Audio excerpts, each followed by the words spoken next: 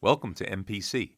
Today's video will show you how to install one of our plug-and-play remote start kits into a 2008 to 2010 Chrysler Town Country.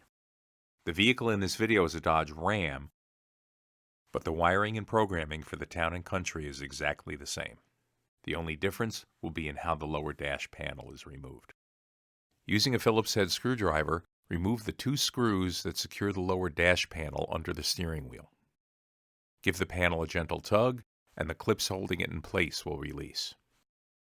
Now locate the ignition plug that is on the back of the ignition key assembly. Reach behind, press the release tab, and gently remove the plug.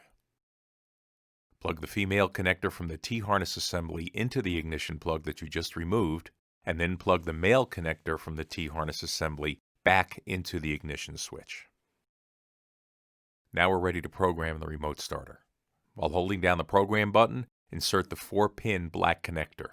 The LEDs will start to cycle. Let go of the program button when only the blue LED is lit.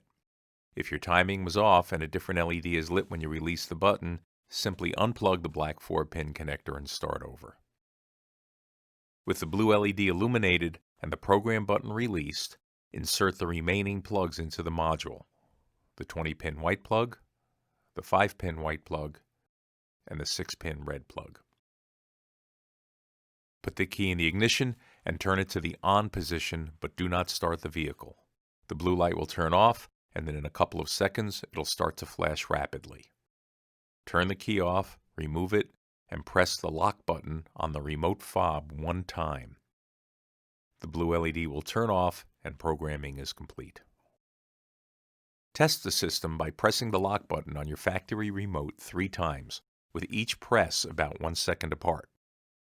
You'll hear the dash chimes, the ignition will turn on, and the vehicle will start.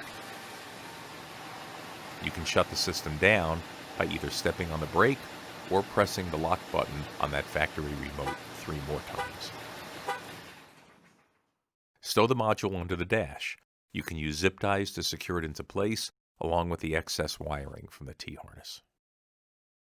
Your kit also includes a valet switch, which can be used to disable the remote start system. To install it, just drill a small hole in the bottom of the dash panel to mount the switch. If you don't care to use that feature, you can either tuck the switch up under the dash or simply cut it off and tape the ends of the 2 wires off separately.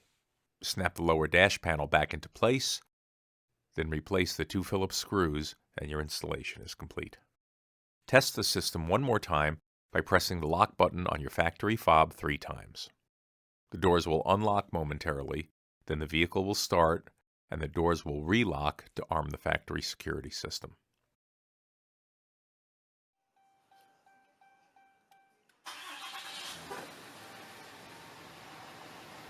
Press the lock button 3 more times to shut the system down, or, if you now want to drive the vehicle, unlock the doors with your remote, and without stepping on the brake, just put the key in the ignition and turn it to the run position. At this point, everything will work normally. Thank you for choosing MPC, the industry leader in DIY installations since 2007.